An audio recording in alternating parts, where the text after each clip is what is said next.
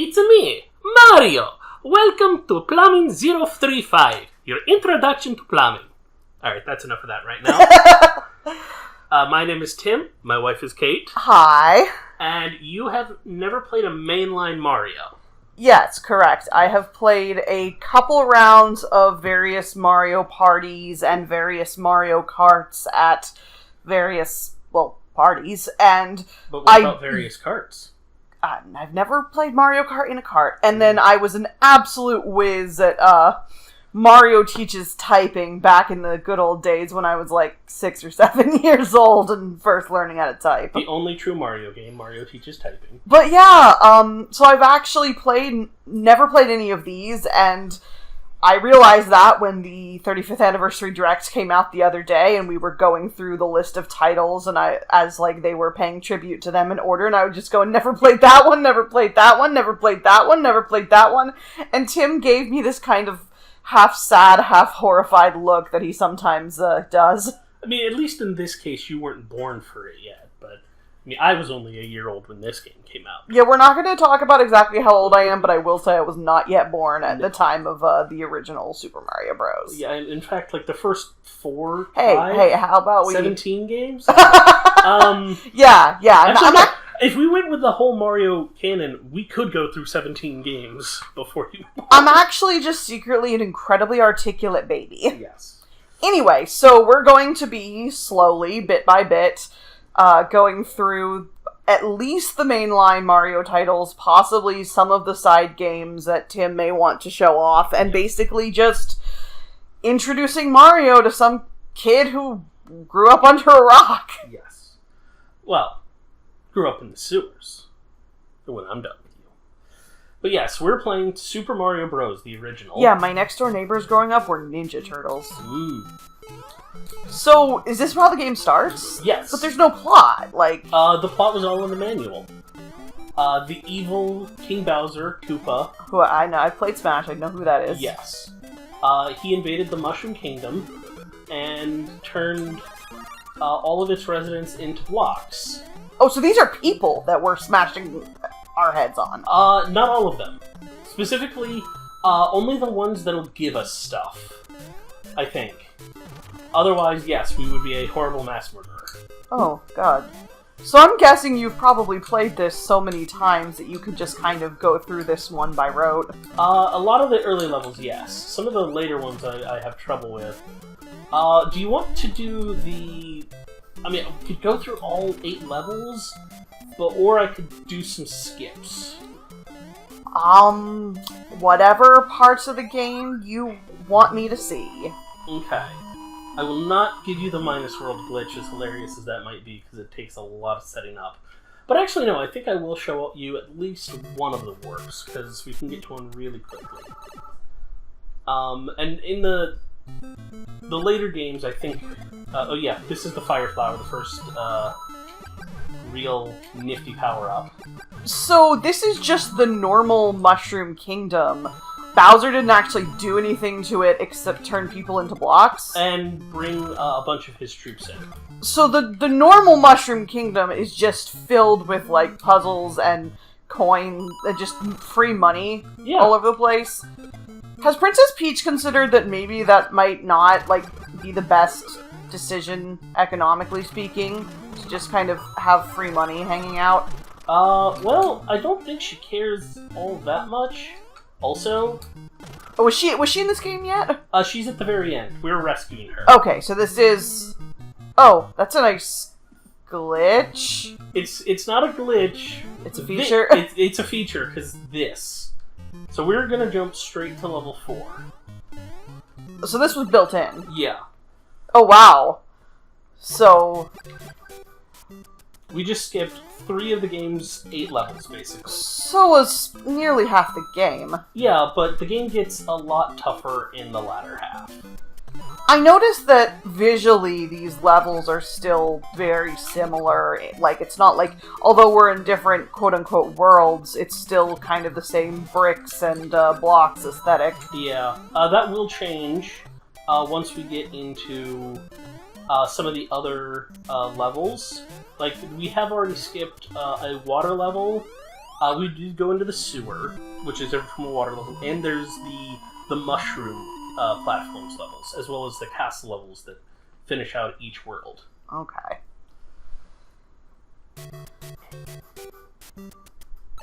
Oh, so this is the sewers, then? Yeah. Okay. Really expansive sewer system for a kingdom that doesn't really seem to have all that much else going on.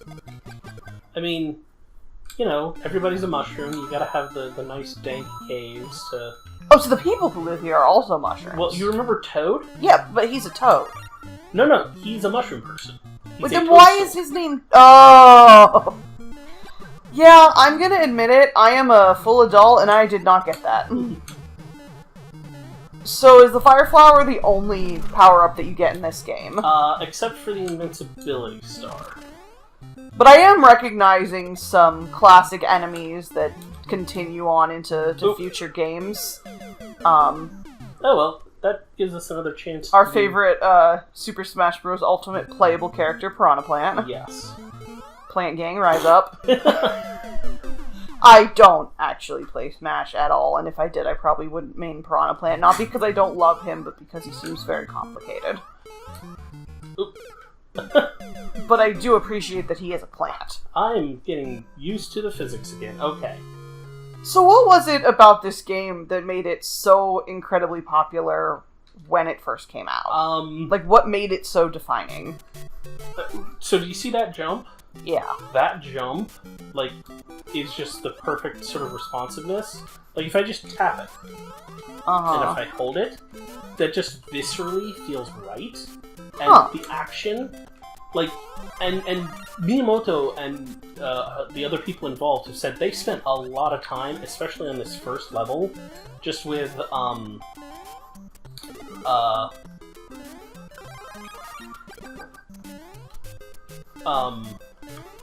post-it notes and graph paper to figure out the best possible level, like revising and revising. So they put a lot of time, a lot of effort into it. Yeah. And I don't know if we're gonna see the ending on this one, because the physics are not, I mean, the physics are great, but they're a little looser than I remember, so I might just not be good enough to complete this one. Yeah, I mean, I will get good, and I'll try and complete some of the later ones. Get good. Super Mario World is super my jam, so that one we're definitely going to complete. And I think we can... So what happened if you jumped over that pipe? Would you just run into a wall? Oh no, the game is taking control from me.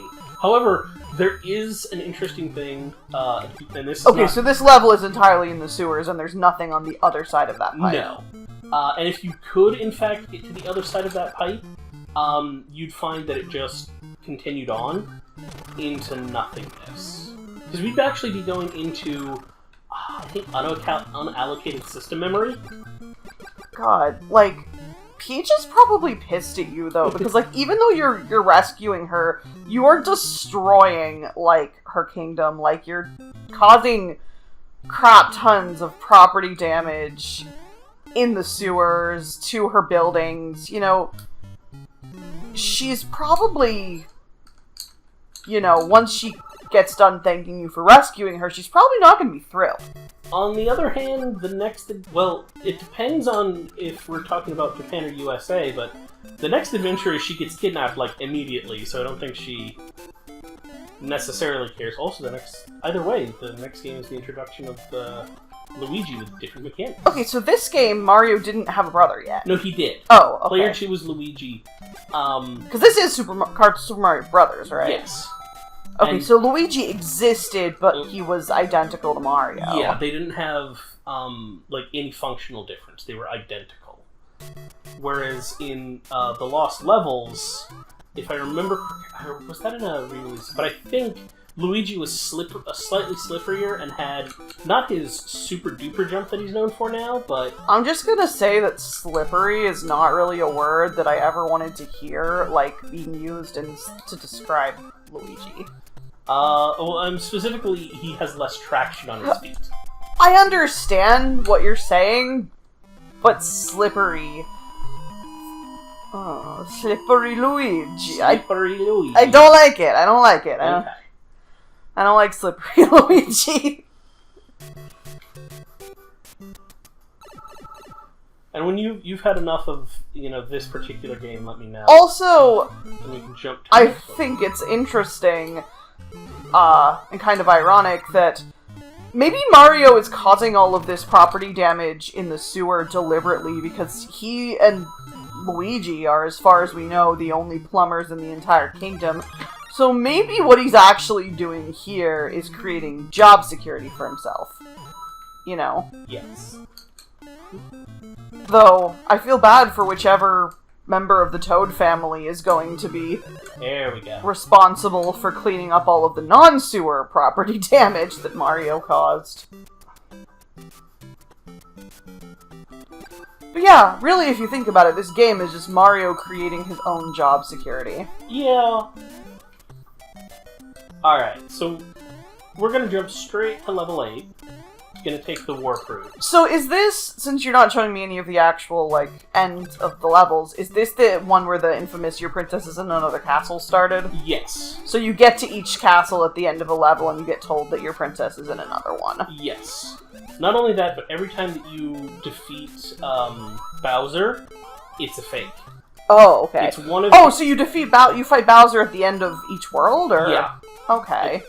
And you're not actually going to show me any of those? Well, I will show you the one if I can't get to 8-4, I'll go through World 1-1 normally. Okay. Or World 1 and get to the end of that. Because I'd like to at least see a boss battle. Yeah. They are all technically... Okay. I don't know if there's lag on my controller or not. Yeah, controller blame. We've all... Oh, no. That could have just been me, but I thought I was going to kill him. Or kill that Goomba properly. And then I just faced first into death. So anyway, the one Toad who tells you at the end of each level that, sorry Mario, but your princess is in another castle, why did he get spared from being a block? What is so special about that one particular Toad that he gets to not be turned into a block? Did Bowser just need someone around to tell Mario that his princess was in another castle? I think, specifically, he was there to be, decoy bait. In that, And am I correct? Is it all just the same Toad that Bowser is, flying between levels or something? Or are there 8 Toads that were, or 7, I guess, that were saved from becoming blocks, and it's you 7 lucky bastards, you get to tell Mario that his princess is in another castle. I think it's 7 based on an animation that happens once you beat the game. Oh, so it's not just one Toad that Bowser is picking up and putting in the castle at the end of each level. Yeah, it is 7 distinct Toads. Yeah, there's multiple Toads. But how/why did they get chosen to not be turned into blocks? That is a very good question. And are all of the residents of the Mushroom Kingdom, other than Peach, are they all Toads? Essentially at this point, yes. Later on that does change. So is Princess Peach just a female Toad? Is it some weird kind of species dimorphism? Are they actually all the same species, but she's a Queen Bee type figure who looks different than them? Or, wait, then what is Mario? What species is Mario? He's a plumber. No, he's a human. Peach is implied to be a regular human. Wait, so where do humans come from in the Mario world if it's not from the Mushroom? They're not native to the Mushroom Kingdom. The native species of the Mushroom Kingdom are Toads. Where do people come from? New Donk City is according to Odyssey. I mean, there is no definitive answer. So Mario moved from New Donk City to the Mushroom Kingdom at some point between his original appearance and now? Basically, yes. Did he do it because, there wasn't enough work, and, coming here, he would be the only plumber? He might have just been following the call to adventure. No, I think it was the call to job security. I mean, the thing is, he travels a lot for adventures. Because in Game Boy Land, he goes to Sarasa Land to go rescue Princess Daisy. Yo, Mario, that's your brother's girl. Leave that one for Luigi. I mean, they hadn't met yet. Mario and Luigi? Luigi and Daisy. Oh. Okay, yeah, so... Mario hadn't met his brother yet. I have a brother. Oh, okay. So that's a note that a lot of people forget about this original one. When you get hit, you lose both your power-ups. The embiggening and the flaming? Yeah, so you only get 2 hits at most. Ooh. Oh, yeah, so this is the fire. Really? Never would have guessed. But it's being... Okay. Oh, hey, Bowser. So, that is how it starts. Later, Bowsers start throwing hammers at you. The last one throws fire and hammer and jumps. But yeah, but our princess is in another castle. So there's 7 of those guys, and they're not the same guy. No. And for what? Wait, then why are there 7 castles or 8 castles in the Mushroom Kingdom if Princess Peach is the only ruler? Why are there so many castles in England? Because the royal family has a lot of members and they all need places to live, and also she needs places to get away from the paparazzi and stuff and take a vacation. But Princess Peach is one person. She does not need 8 castles. Neither does the current monarchy. No, the royal family is huge. Yeah, like, but the the queen's thing is- got kids and grandkids, and they all take their own palaces, and like... But there's still excess palaces, is what I'm getting. Imagine that a lot of these were created in the Mushroom Kingdom's history, like they were in the UK's history. And it all just sort of makes sense. So if Peach is also a normal human, which came from New Donk City, how did she become the princess of the Mushroom Kingdom? Does she have a father, a mother? Like, does Peach have backstory? Wait, what about Mario? Does he have parents? Yes. And they may also... So here's the thing. Mario's backstory is... It's not meaningless, but it is a bit sparse. Oop. I'm a dumbass. Okay. And there was no checkpoint. You had to go back to the beginning of the game. Oh yeah, once we game over, we do have to go all the way back to the beginning. We can't get extra lives.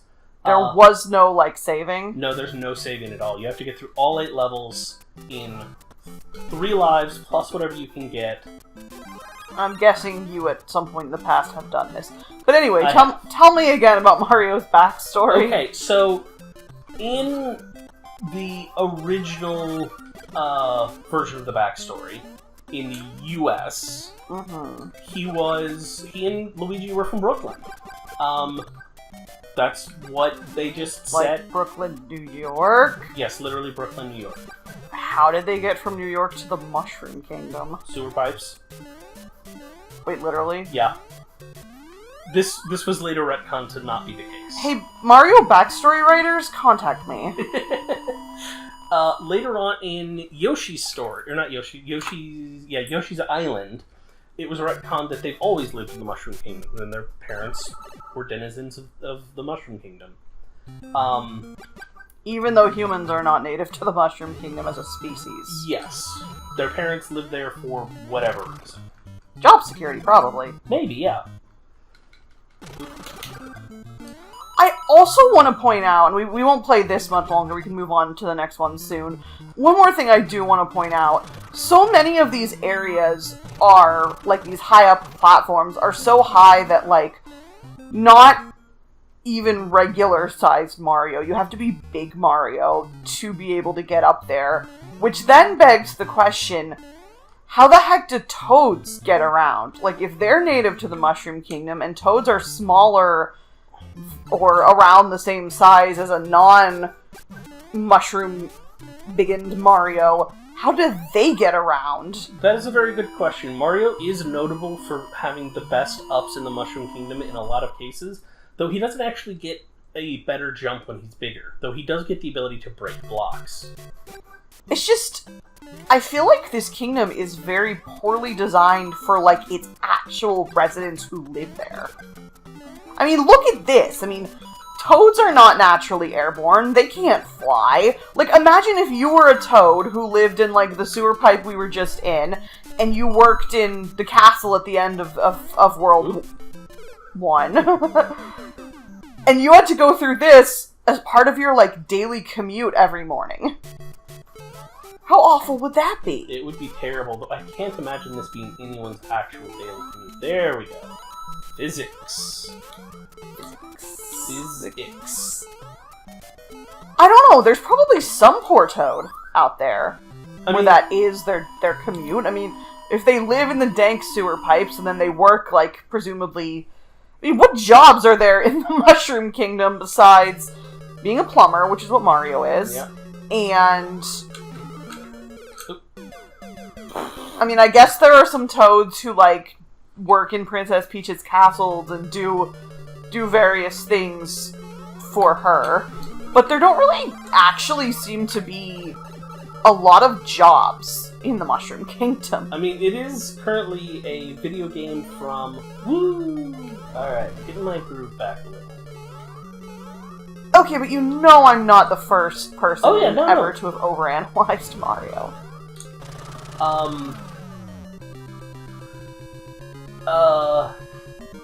A lot of... And the thing is, every answer that I'm going to give you about this era is basically later retconned. That there are toads who just have regular jobs and make stuff and run inns and... Also, man, I would not want to be a Goomba. Like, you just get stepped on. Like, that's just a terrible job. It's like, oh, join Bowser's army. What's the pay like? Horrible. What's gonna happen? Oh, you're probably gonna get stepped on by a plumber. Well, especially because later Mario games establish that Goombas are not an always chaotic evil species. What is motivating these Goombas to work for Bowser? And get stepped on by a plumber. Oh, hey. So... Like, do Goombas all have some weird interest that I probably can't get into on this Let's Play? Yes. Ah, okay. Philately. If I was... Well, we can stop here. Alright. If I was going to be a member of Bowser's Army, though, I would definitely be a Piranha Plant, because all you have to do is sit in a pipe and stick your head out. You wouldn't be a Paracoopa? No! Oh my gosh, Piranha Plants are like, they've got it made. You get to be lazy, you just chill in a pipe, and every so often you stick your head out. Okay, last question about this one, though. The final fight with Bowser, like at the end of World 8, I guess. 8, yeah. That one isn't like the ones you showed me where he just kind of falls into the fire, is it? Like, that's a proper, you have to fight him.